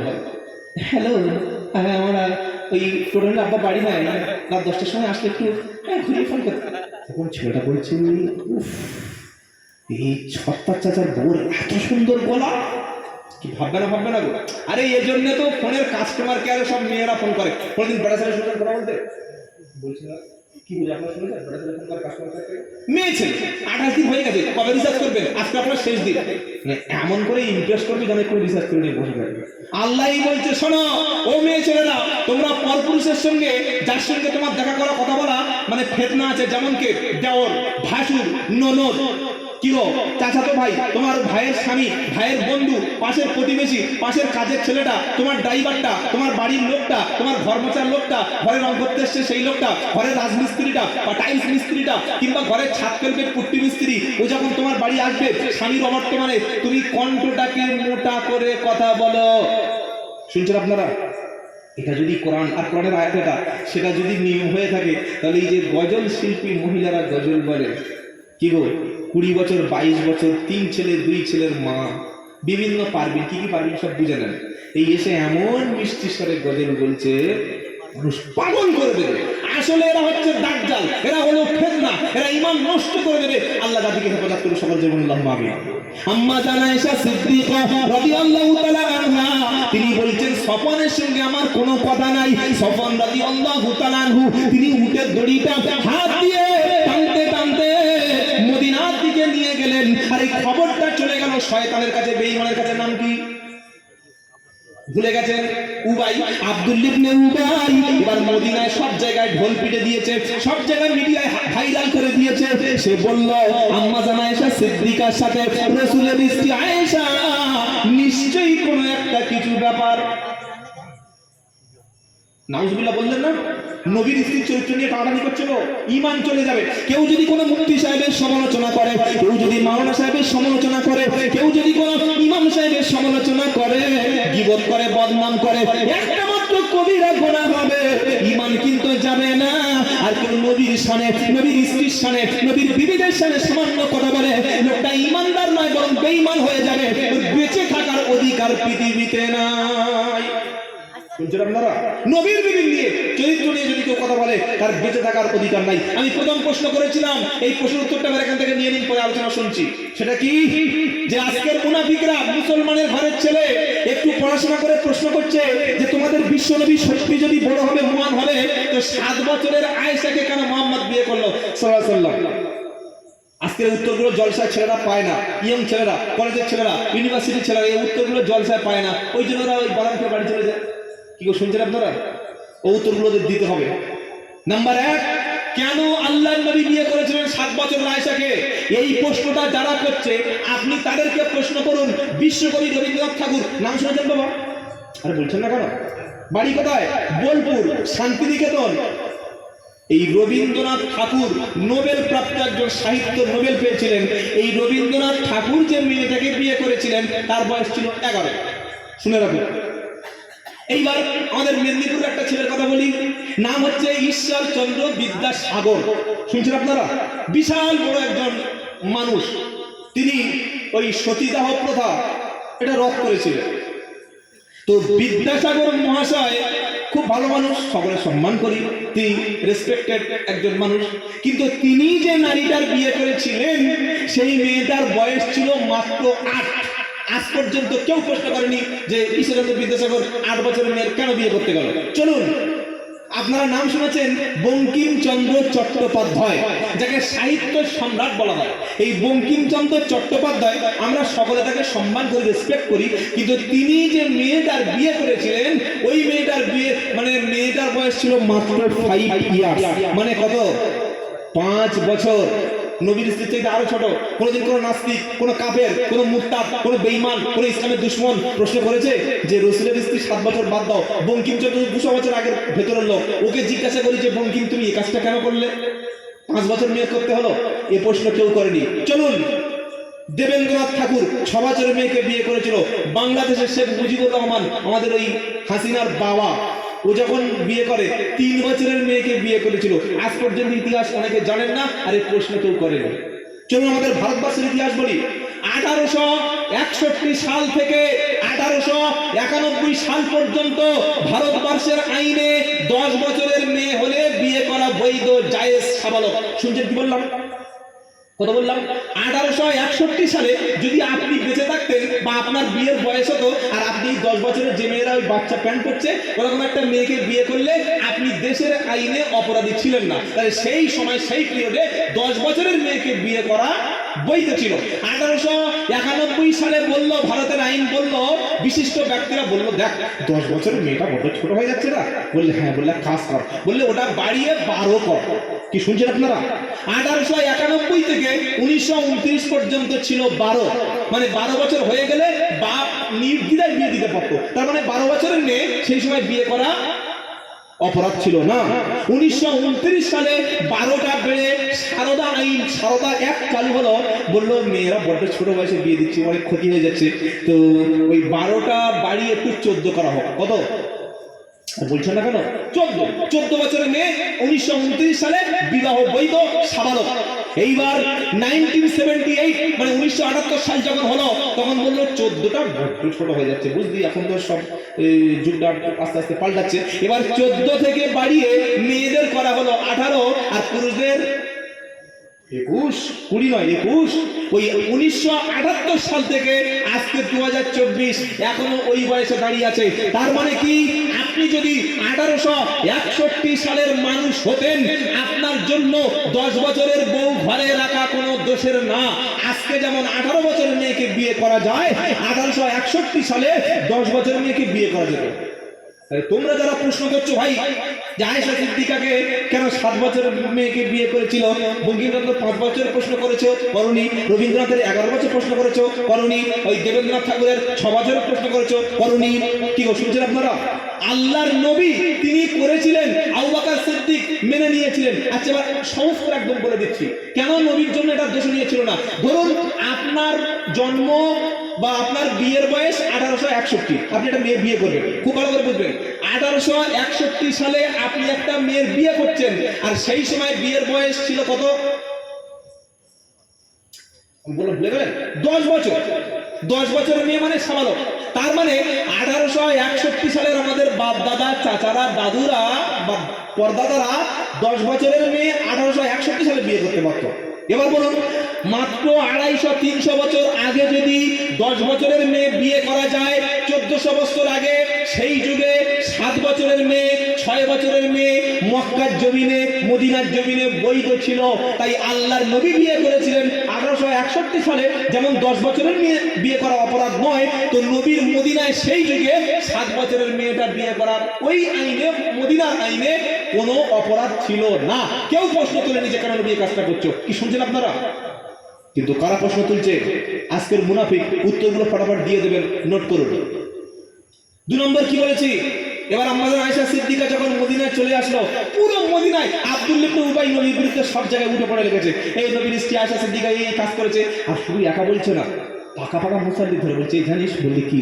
বলে তোদের নবীর বউ রে। বলে কি হয়েছে? বলে যুদ্ধ থেকে ফেরার সময়, তখন মুসলমান হলে কি হবে, নবীর মানে নবীর উপরে ঈমান আনলে কি হবে? শয়তান কিন্তু আছে গো। কি বলছেন আপনারা? শয়তান বলছে হ্যাঁ এটা হলে হতে পারে। প্রচুর মুসলমান এই রকম এরকম অপবাদের সঙ্গে যুক্ত হয়ে গেল।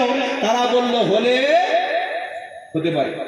1 মাস হয়ে যাচ্ছে, আল্লাহর নবী সাল্লাল্লাহু তাআলা সাল্লাম মদিনায় তিনি পার হতে পারছে না।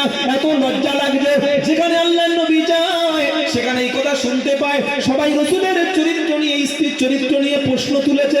আল্লাহর নবী সাল্লাল্লাহু তাআলা আলাইহি ওয়াসাল্লাম তিনি অত্যন্ত চিন্তিত হয়ে পড়লেন।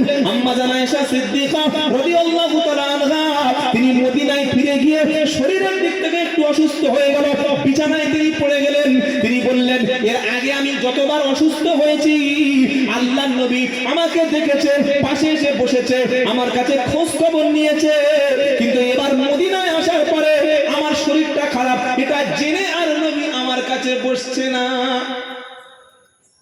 তিনি ভাবছেন মনে হয় নবী আমার উপরে কোন একটা কিছু ঘটেছে, কিন্তু তখনও পর্যন্ত আয়েশা সিদ্দিকা জানতে পারে নাই।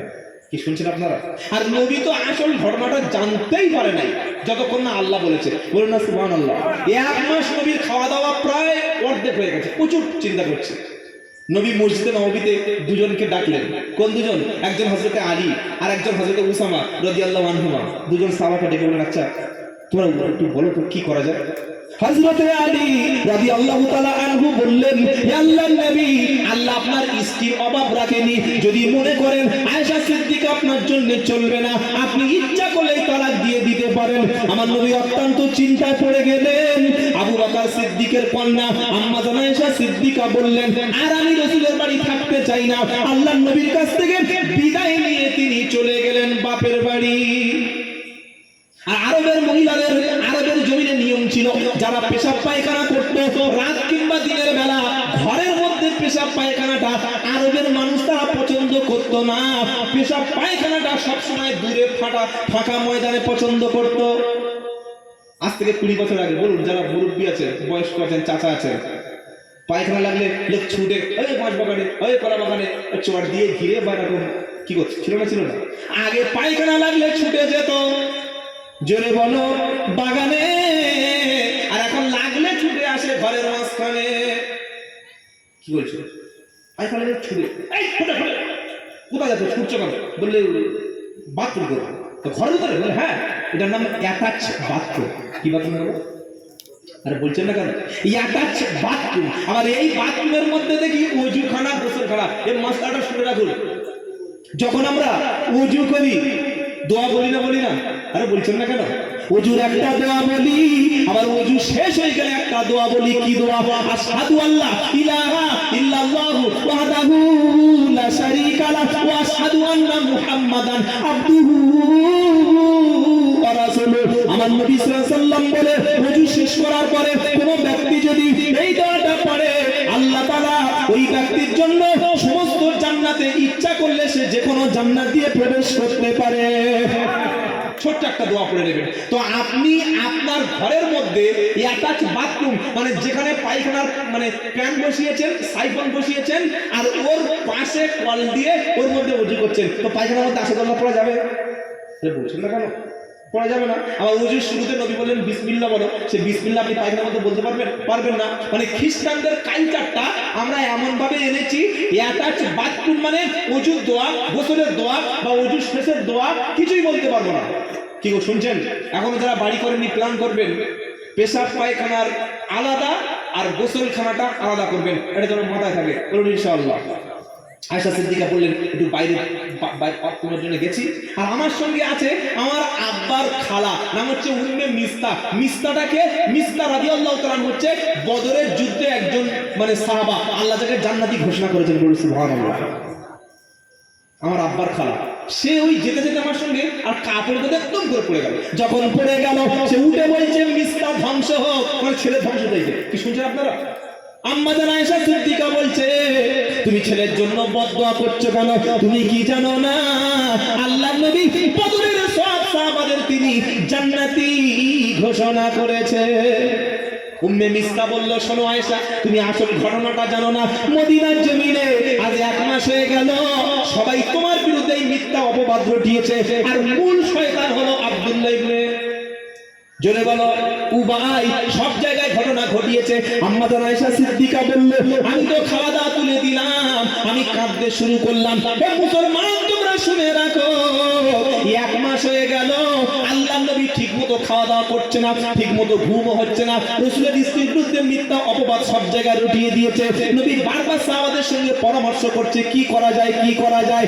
যারা অনেক দেখবেন বেরিলি মৌলবী আছে, যারা বলে আল্লাহর নবী হাজির নাজির, আল্লাহর নবী গায়বের খবর রাখে, অর্থাৎ নবী সব জায়গায় হাজির, নবী সমস্ত গায়বের খবর রাখে।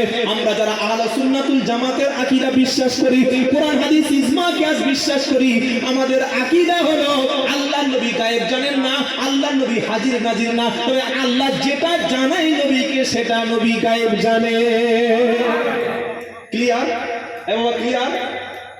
বেরেলি কিছু বক্তা আছে, আমি বলবো না নামটা, গজল দারুণ বলে, মাথায় সবুজ পাপড়ি জড়িয়ে এমন আপনার ব্রেন ওয়াশ করে দিয়ে বলবে যে আল্লাহর নবী তিনি সব জায়গায় হাজির, তিনি সব জায়গায় দেখছেন আর নবীও গায়েব জানে।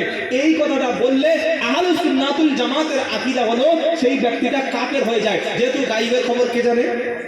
সকলে জোরে বলেন, কুল্লা আকুলু লাকুম ইনদি খাযাইনুল্লাহ ওয়ালা আলামুল গায়ব। 7 নম্বর পারা 12 নম্বর পৃষ্ঠা 12 নম্বর লাইনের 50 নম্বর আয়াত, সূরার নাম সূরা আনআম। আল্লাহ পাক বলছে কুল্লা আকুলু লাকুম ইনদি খাযাইনুল্লাহ ওয়ালা আলামুল গায়ব। আল্লাহ পাক বলছে নবী তুমি বিশ্ববাসীকে বলো যে আল্লাহর যে খাজানা, আল্লাহর যে ভান্ডার, ওটার মালিক আমি নই, আর গায়েবের খবরের মালিক আমি নই। জোরে বলুন সুবহানাল্লাহ। আরেকটা দলিল নেন, নবী যে গায়েবের খবর জানেন না, আল্লাহ না জানা পর্যন্ত জানেন না, এটা হলো সুন্নাতুল জামাতের আকীদা। পারা নম্বর 9 পৃষ্ঠা নম্বর 14 লাইন নম্বর 1 আয়াত নম্বর 178 আল্লাহ পাক শুনিয়ে দিচ্ছে, শোনো, কুল্লা আমলিকু লিনাফসি। 188 নম্বর আয়াত সূরা আরাফ, কুল্লা আমলিকু লিনাফসি নাফআও ওয়ালা দাররা ইল্লা মা শা আল্লাহ ওয়ালাউ কুনতু আ'লামুল গায়বা লাস্তাকসারতু মিনাল খায়র ওয়া মা মাসানিয়াসু। আল্লাহ পাক বলছেন নবী তুমি বলো, নবী বলছে কুল্লা আমলিকু লিনাফসি নাফআও ওয়ালা দাররা। নবী বলছেন আমি বলি না যে আমি কল্যাণ এবং অকল্যাণের মালিক। নবী বলছে আমি বলি না যে আমি আমার ভালো মন্দ এটা আমি করতে পারি না। আল্লাহ বলছে হাবিব বলো, কুল বলো, লা আমলিকু আমি মালিক নই, লিনাফসি আমার কিসের মালিক, নাফাও ওয়ালা দাররা। আল্লাহ বলছে হাবিব তুমি উম্মতের কাছে বলে দাও তোমার নিজের ব্যক্তিগত জীবনের লাভ ক্ষতির মালিক তুমি নবী নও। কে মালিক? জোরে বলেন। নবী বলছে আমার কোনো উপকার, আমার কোনো ক্ষতি এটা আমি করতে পারি না, আমার পক্ষ থেকে হয় না, সব হয় আল্লাহর পক্ষ থেকে। এবার আসল কথাটা, ওয়ালাউ কুনতু আ'লামুল গায়ব লাস্তাকসারতু মিনাল খায়র। এবার আল্লাহর নবী পাক সাল্লাল্লাহু আলাইহি ওয়াসাল্লাম বলছে যদি আমি গায়েব জেনে নিতাম, যদি আমি অদৃশ্যের খবর জেনে নিতাম, তাহলে কোনো কল্যাণ আমার অকল্যাণ হতো না, কোনো ক্ষতি আমার হতো না। নবী যদি জানতে পারত তাইফে যাওয়ার পরে একজন মুসলমান হবে না, অথচ মার খেতে হবে, রক্তাক্ত হতে হবে, বিতাড়িত হতে হবে, আল্লাহর নবী 100 কিলোমিটার পথ তাইফে জোরে বলেন যেত না। নবী যদি জেনে নিতেন যে ছাগলের মাংসের সঙ্গে ইহুদি দাওয়াত করে বিষ খাইয়ে দেবে, ওই বিষ নবী আল্লাহর নবী জেনে শুনে কখনো খেতে যাবে? আরে বলছেন না কেন? কখনো করবে না। আল্লাহ নবী বলছে ওয়ালাউ কুনতু আ'লামুল গায়ব, যদি আমি অদৃশ্যের খবর জেনে নিতাম তাহলে কোনো অকল্যাণ খারাপ কাজ আমার কাছে আসতো না, আর ভালো ভালো কাজগুলো সব আমি করে নিতাম। পারা নম্বর 20 পৃষ্ঠা নম্বর 1 লাইন নম্বর 13 সূরার নাম আল্লাহ পাক বলছে কুল্লা ইয়ালামু মান ফিস সামাওয়াতি ওয়াল আরদিল গায়বা ইল্লাল্লাহ ওয়া মা ইয়াশউরুনা আইয়ানা ইবআসুন। আল্লাহ বলছেন কুল নবী তুমি বলো, যেখানে গায়েব বলেছে সব জায়গায় আল্লাহ বলছেন নবী তুমি বলে দাও। বলুন না সুবহানাল্লাহ। নারে তাকবীর। আলহামদুলিল্লাহ হুজুর চলে এসেছেন, নির্দিষ্ট সময় চলে আসবে। আল্লাহ তাআলা শুনেন, আল্লাহ তাআলা যেখানে গায়বের ব্যাপারে নবীকে বলেছেন সেখানে আল্লাহ বলছেন কুল হাবিব বলো লা ইয়ালামু মান ফিস সামাওয়াতি ওয়াল আরদিল গায়বা ইল্লাল্লাহ। আসমান এবং জমিনের মধ্যে আল্লাহ ছাড়া কেউ গায়ব জানে না। জোরে বলুন সুবহানাল্লাহ। তাহলে আহলুস সুন্নাতুল জামাত আমাদের আকীদা কি? গায়বের মালিক, গায়বের খবর একমাত্র আল্লাহ জানেন, আর কেউ জানেন না, এমনকি আল্লাহর নবী সাল্লাল্লাহু আলাইহি ওয়াসাল্লামও জানতেন না। তবে কি আল্লাহ তার রাসূলকে ওহী দ্বারা যে গায়বের খবরটুকু জানিয়েছেন, রাসূল সেই গায়বের খবরটুকু জানেন। জোরে বলুন না সুবহানাল্লাহ। কথা মনে থাকবে বাবা। আল্লাহ আমাদের সঠিকটা বোঝার তৌফিক দান করুক। আম্মা জান আয়েশা সিদ্দিকা রাদিয়াল্লাহু তাআলা আনহা তিনি কাঁদতে শুরু করেছে। রাসূল 1 মাস হয়ে যাচ্ছে রাসূল কারীম সাল্লাল্লাহু আলাইহি ওয়াসাল্লাম জানতেই পারেননি যে কি ঘটনাটা ঘটেছে। খুব ভালো করে শুনুন, যারা বলছে যে বেরেলিপন্থী বক্তাগুলো আহলে সুন্নাতুল জামাতের মতো আকীদা, সঠিক আকীদার সাধারণ মানুষদের ঈমান নষ্ট করার জন্য, আকীদা খারাপ করার জন্য গজল বলে বক্তব্য করে আপনাদের বেঈমান করার জন্য বলছে যে আল্লাহর নবী হাজির নাজির, আল্লাহর নবী গায়বের খবর জানে, তাহলে তাদেরকে প্রশ্ন করুন যে 1 মাস হয়ে গেল নবী ওই আয়েশা সিদ্দিকার সঙ্গে সফওয়ানের কি ঘটেছিল ওটা বলতে পারলেন না কেন? কি যুক্তি কি বলে? 1 মাস তো নবী পুরো কি কর্তব্য বিমূঢ়, কি করবেন ভাবতে পারছেন না। এবার আয়েশা সিদ্দিকা বললেন আমার খাওয়া দাওয়া শেষ হয়ে গেল, আমি আর পুরো খাওয়াটা উঠে গেল। উনি এবার বিছানায় পড়ে গেলেন, অসুস্থ হয়ে গেলেন। একাদশ শরীর দুর্বল, পাতলা মানুষ। কি শুনছেন আপনারা? বাপের বাড়ি গিয়ে দেখছেন আব্বাজান আবু বকর সিদ্দিক আর ওই মা উম্মে ওমান দুজনে ওই আল্লাহর কালাম যতটুকু নাজিল হয়েছে ততটুকু পড়ছে। তিনি খাটের উপরে শুয়ে আছেন, কাঁদছেন, কাঁদতে কাঁদতে কাঁদতে তার পানি শুকিয়ে গেছে। এত বড় অপবাদ কি করে আমার বিরুদ্ধে আব্দুল্লাহ ইবনে উবাই দিতে পারে? আম্মা জান আয়েশা সিদ্দিকা ভাবছেন। শুনছেন আপনারা? এবার 1 মাস হয়ে গেল, আল্লাহর নবী সাল্লাল্লাহু আলাইহি ওয়াসাল্লাম তিনি গেছেন আয়েশা সিদ্দিকার সঙ্গে দেখা করতে। জোরে বলুন সুবহানাল্লাহ। 1 মাস পর নবী সাল্লাল্লাহু আলাইহি ওয়াসাল্লাম নবীর স্ত্রীর সঙ্গে দেখা করতে গেছে। তো আমরা যখন আমাদের বিবির সঙ্গে দেখা করি আমরা প্রথমে বিভিন্ন কথা বলি, কিন্তু আল্লাহর নবী যখন দেখা করতেন বলতেন আসসালামু আলাইকুম। বলুন সুবহানাল্লাহ। আজ থেকে আপনি বক্তব্য শুনে কতটুকু আমল করবেন জানি না, তবে এইটুকু যেন আপনার জীবনে আমলে আসে যে যখন বাড়িতে প্রবেশ করবেন খালি বিবিকে বলবেন আসসালামু বলুন আলাইকুম। এটা বললে কি হবে? আল্লাহ তাআলা আমাদের মধ্যে ভালোবাসা, ভ্রাতৃত্ব, সৌহার্দ্য, মায়া, মহব্বত, প্রেম, প্রীতি বাড়িয়ে দেবেন। বলুন সুবহানাল্লাহ। খালি সালাম দেবেন বিবিকে, বাচ্চাকে, আত্মীয় স্বজনকে, যার সঙ্গে আপনার ঝগড়া হয়েছে বছরের পর বছর, মাসের পর মাস, কথা নাই, আপনার দেখলে সে মুখ ঘুরিয়ে নেয়, আপনি প্রথম কথা দাঁড়ালে ও শেষ কথাটা দাঁড়ায়, কি করে করলে বাঁচা না নেয়। শুনছেন? তার সঙ্গে দেখা হলে ভুল আপনি করেছেন, আসসালামু আলাইকুম ভাই ভুল হয়ে গেছে ক্ষমা করে দিও। সে যদি আপনাকে ক্ষমা করে, যেহেতু আপনি তাকে বড় কথা বলেছিলেন, আর আল্লাহ আপনাকে ক্ষমা করে দেবে। বলুন সুবহানাল্লাহ। আম্মা জান আয়েশা সিদ্দিকা শুয়ে আছেন খাটের উপরে, মানে কাঠের চৌকাঠের উপরে, আর ঘরের মধ্যে প্রবেশ করছেন আল্লাহ রাসূল। যাচ্ছেন এবার ওই আবু বকর সিদ্দিকের বাড়ি, মানে অ্যাকচুয়ালি শ্বশুর বাড়ি, কি তাই তো নাকি? রাসূলুল্লাহ যাচ্ছেন, বিশ্ব নবী, এত বড় মর্যাদা সম্পন্ন ব্যক্তি আল্লাহ রাসূল পাক সাল্লাল্লাহু আলাইহি ওয়াসাল্লাম যাচ্ছেন, আয়েশা সিদ্দিকাকে বলছেন ওয়া আলাইকুমুস সালাম। সালাম দিলেন, আয়েশা সিদ্দিকা বললেন ওয়া আলাইকুমুস সালাম। সালাম দিয়ে নবী আয়েশা সিদ্দিকাকে দুটো কথা জিজ্ঞাসা করেছে। কটা? শুরু বলেন। দুটি। 1 নম্বর কি? আল্লাহর নবী বললেন আয়েশা তুমি সত্যি কথা বলো, এই যে 1 মাস তোমার বিরুদ্ধে আব্দুল্লাহ ইবনে উবাই মুনাফিকদের সর্দার মিথ্যা মিথ্যা কথা তোমার বিরুদ্ধে বলে বেড়াচ্ছে, আর ওই মুনাফিকদের সঙ্গে কিছু মুসলমান তারাও মুখ খুলেছে, তারাও হ্যাঁ হ্যাঁ হতে পারে, হ্যাঁ হ্যাঁ মনে হচ্ছে কিছু একটা হতে পারে, এমন কথা যারা বলছে, আয়েশা তুমি বলো সত্যিকারে সেদিন কিছু ঘটেছে কি বলো? যদি কোনো ভুল হয়ে যায়, যদি কোনো অন্যায় হয়ে যায়, তুমি তওবা করো, কারণ আমার আল্লাহ তওবাকারীকে বেশি ভালোবাসে। 1 নম্বর প্রস্তাব। 2 নম্বর হলো যদি তোমার সঙ্গে কিছু না হয়ে থাকে বা যদি তুমি কোনো ভুল না করে থাকো, অবশ্যই সেটাও বলো, আল্লাহ তাআলা তোমার পক্ষে আমাকে তোমার নির্দোষ হিসাবে জানিয়ে দেবে।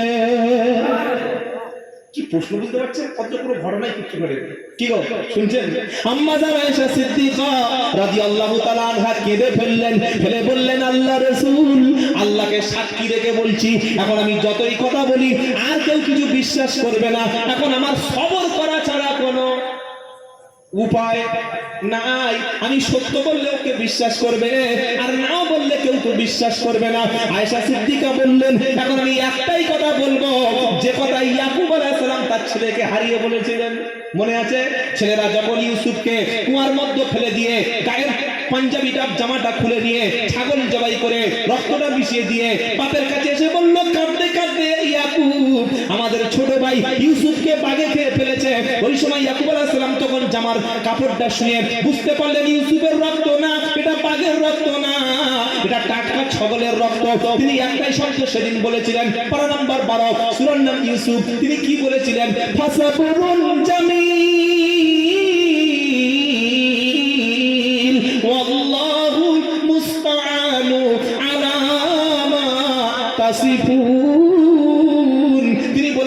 থাকবে জামিন, আমি উত্তম ধৈর্য ধারণ করব, আর তোমরা যেটা বলছো সেই বিষয়ে আমার আল্লাহ সাহায্য করবে।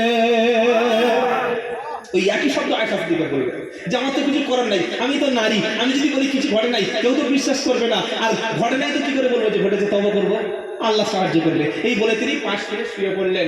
আয়েশা সিদ্দিকা বলছেন আল্লাহর কসম, এই কথাটা বলে আল্লাহর নবী পা তুলে সবে বাইরে যাবে, জিজ্ঞাসা করতে এসছে, আর সঙ্গে সঙ্গে দেখি তক্তা বসবার যে খাট বা চৌকাটে বসেছিল না, ওটা আস্তে আস্তে করে কাঁপতে শুরু করছে, ভারী হচ্ছে, আর রসুলের শরীর ঘেমে গেছে, রসুল ঠকঠক করে এরকম কাঁপতে শুরু করেছে। কেন? আল্লাহর নবীর কাছে যখন কোরআন আসতো, যেহেতু আসমানি কিতাব একটা ভারী কিতাব, আল্লাহর পক্ষ থেকে কোরআন যখন নাজিল হতো, রসুল মাঝে মাঝে শীতকালেও ঘেমে যেতেন, ঠকঠক করে ঘাম বাড়তো, রসুল কাঁপতে শুরু করতেন। আয়েশা সিদ্দিকা বললেন আমাকে জিজ্ঞাসা করে তিনি ওঠার আগেই আল্লাহর জিবরাইল কোরআন নিয়ে নবীর সামনে দিয়ে গেল। জোরে বলুন না। আয়েশা সিদ্দিকা বলছে আমি ভেবেছিলাম হয়তো আল্লাহ রসুলকে স্বপ্নে হয়তো বলে দেবে যে রসুল, ওই যারা মুনাফিকরা বলছে ওসব আপনি ঘাবড়াবেন না, আয়েশা সিদ্দিকা নির্দোষ, এতটুকু বলে দেবে, যেহেতু স্বপ্ন মানে রসুলের স্বপ্ন কি সত্য। আরে কথা বলছেন না কেন? রসুলের স্বপ্নটা বলি, আল্লাহ হয়তো স্বপ্নে বলে দেবে, কিন্তু এত যে বলবে আল্লাহ আমার সম্পর্কে, আমার চরিত্রের সার্টিফিকেট দিতে গিয়ে আল্লাহ যে কোরআনে সূরা নূরের 10টা আয়াত নাযিল করবে, এটা আমি স্বপ্নে টের পাইনি। বলুন সুবহানাল্লাহ। রসুল বসে ওদিকে ঘেমে যাচ্ছে, আর জিবরাইল রসুলকে শোনাচ্ছে কি গো, এবার পারা নম্বর 18, পৃষ্ঠা নম্বর 5, লাইন নম্বর 5, আয়াত নম্বর 10, সূরার নাম নূর। আল্লাহ বলছে ইন্নাল্লাযীনা ইউনাদুনাকা ইন্নাল্লাযীনা জাউ বিল ইফকি উসবাতুম মিনকুম লা তাহসাবুহু শাররাল লাকুম বাল হুয়া খায়রুল লাকুম। আল্লাহর নবী এবার সঙ্গে সঙ্গে বলল, হে মুসলমান তোমরা শুনে রাখো, ইন্নাল্লাযীনা জাউ বিল ইফকি, নিশ্চয়ই রাসূলের স্ত্রীর নামে যারা মিথ্যা অপবাদ রচনা করে এনেছে, ওরা তোমাদেরই একটা দল। শুনছেন? ওরা কি আবু জেহেল না, কাফের না, কোনো কাফের নয়, ওরা তোমাদের দল। মানে ওই যে বললাম আব্দুল ইবনে উবাই, ও তো মুসলমান শিখেছিল, মাথায় টুপি পরেছিল, মুখে দাড়ি রেখেছিল, কোরআন মাঝে মাঝে শুনতো, নবীর ওয়াজ নসিহতে যেত, তাহলে ও তো নবীর দলের লোক। কি গো, মুনাফিক, কিন্তু তার পরিচয়টা তো সে গোপন রেখেছে। আল্লাহ বলছেন নবী যারা তোমার স্ত্রীর বিরুদ্ধে এরকম একটা মিথ্যা অপবাদ এনেছে, ওরা নিশ্চয়ই তোমাদের দলের লোক। তুমি ভেবেছো হুয়া শাররুল লাকুম, তুমি ভেবেছো যে মিথ্যা একটা অপবাদ এটা রটিয়ে দিয়েছে, এটা সারা জীবন থাকবে, কতটা বাজে হলো, কতটা অকল্যাণ হলো। আল্লাহ বলছে হাবিবি গো, আমি বললাম বাল হুয়া খায়রুল লাকুম, বরং এটাই তোমাদের জন্য ভালো, কারণ তুমি ভেবেছিলে এটা বললে হয়তো আব্দুল্লাহ ইবনে উবাই তোমার চরিত্রটা নষ্ট করতে পারবে। আমি আল্লাহ আসমান থেকে কিতাব নাজিল করে আয়েশা সিদ্দিকার চরিত্র একদম পুরো পবিত্র, তিনি নির্দোষ, এটা আমি পরিষ্কার করে দিলাম, আর আব্দুল্লাহ ইবনে উবাইয়ের চরিত্রের মুখোশটা খুলে দিলাম। প্রথম আয়াত নাযিল হয়ে গেল, এবার দ্বিতীয় আয়াত নাযিল হচ্ছে জানেন, শুনছেন আপনারা? আর আল্লাহ বলছে লাউলা ইদ সামিতুমুহু, এই প্রথম যেটা বলেছে এটা নবীকে বলছে, নবী যে যারা অপবাদ দিয়েছে তারা তোমাদের লোক। এবার আল্লাহ মুমিনদের বলছে, কোন মুমিন? যে মুমিনরা আব্দুল্লাহ ইবনে উবাই হাটে বাজারে যখন মিথ্যা মিথ্যা কথা বলছিল, আর দুটো একটা মুমিন মুসলমান, খাঁটি মুসলমান, তারা বলছে ওদের ভয়। কি করে এরকম হয় না? হয় না? ইমাম সাহেব একটা ভুল করেছে, ইমাম সাহেবের শত্রু প্রত্যেক মহল্লা থাকে না, এটা করছেন না কেন? সব মহল্লা ইমাম সাহেবের দুটো একটা শত্রু কাটি মারার লোক থাকে, সে বলছে, আর দুটো লোক বলছে এরকম ধরনের শয়তান লোক। কি গো, তো ওই মুসলমানদের আল্লাহ বলছে লাউলা ইদ সামিতুমুহু ওয়ান্নাল মুমিনুনা ওয়াল মুমিনাতু বিআনফুসিহিম খায়রা ওয়া ক্বালু হাদা ইফকুম মুবিন। জোরে বলুন সুবহানাল্লাহ। আল্লাহ বলছে হাবিব গো, যখন মুসলমানরা শুনলো যে নবীর বিরুদ্ধে, নবীর স্ত্রীর বিরুদ্ধে এরকম মিথ্যা একটা ঘটনা, জান্নাল মুমিনুনা ওয়াল মুমিনাতু বিআনফুসিহিম খায়রা, মুমিন পুরুষ এবং মুমিনা নারী, কেন এটাকে কল্যাণকর বললো না? কেন তারা বললো না? তারা ভালো ধারণা করলো না নবীর স্ত্রীর চরিত্র নিয়ে? যখন তারা প্রশ্ন শুনলো কেন নবীর স্ত্রীর চরিত্র ভালো, এই কথাটা তারা কেন বললো না? তারা কেন বললো না ওয়াকালা হাদা ইফকুম মুবিন?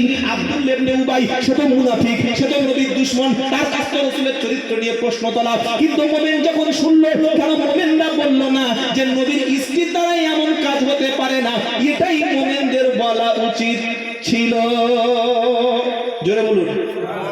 এবার তৃতীয় আয়াত আল্লাহ বলছে, এবার এই শরীয়তের নির্দেশ আছে যে যদি কোনো সতীসাধ্যী নারীর বিরুদ্ধে, পবিত্র নারীর বিরুদ্ধে আপনি মিথ্যা অপবাদ দেন, 4টে সাক্ষী হাজির করতে হবে। শুনছেন আপনারা?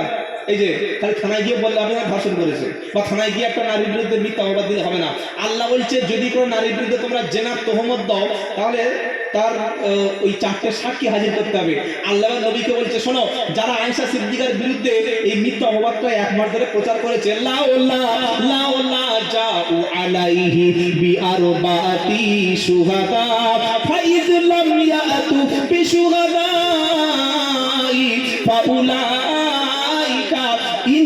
ফাউলাইকা ইনদাল্লাহি হুমুল কাযিবুন। আল্লাহ পাক বলছে, হাবিব গো, আমি আল্লাহর ঘোষণা, যদি কেউ কারো বিরুদ্ধে মিথ্যা জেনার তহমত দেয়, 4টে সাক্ষী হাজির করতে হবে। ওই যে সমস্ত মুনাফিকরা আপনার স্ত্রীর বিরুদ্ধে মিথ্যা তহমত দিচ্ছে, ওরা 4টে সাক্ষী তো হাজির করতে পারে নাই, সুতরাং আল্লাহর আইনে ওরা হলো মিথ্যাবাদী। শুনছেন আপনারা? গোটা সমাজকে আল্লাহ একদম সাবধান করে দিল।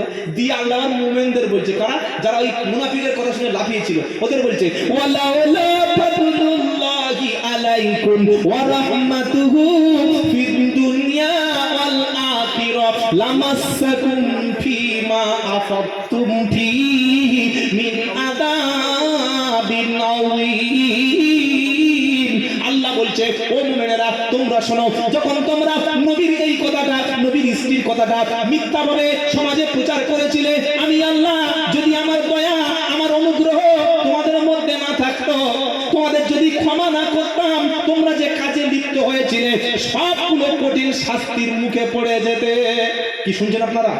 আলেমের বিরুদ্ধে গীবত নয়, কোন মাওলানা সাহেবের বিরুদ্ধে মুখ খোলা নয়, মুখ খুলছে রাসূলের স্ত্রীর বিরুদ্ধে, যে রাসূলের স্ত্রী হচ্ছে আমাদের মা, যে রাসূলের স্ত্রীরা একদম কলঙ্ক, যারা একদম সম্পূর্ণ আল্লাহর পক্ষ থেকে সার্টিফিকেট প্রাপ্ত, এবং রাসূল হচ্ছে সমস্ত চরিত্রের উপরে, সুচরিত্রের উপর প্রতিষ্ঠিত।